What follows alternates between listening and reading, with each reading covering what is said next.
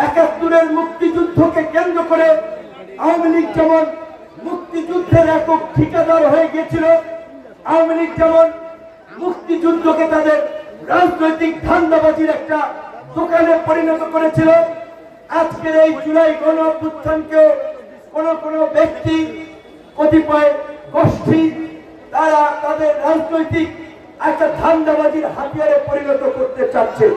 আমি পরিষ্কারভাবে বলে দিতে চাই, জুলাই কারো বাপদাদার সম্পত্তি না, জুলাই কোন রাজনৈতিক দল, কোন ব্যক্তি প্রতিষ্ঠানের একক কৃতিত্ব না।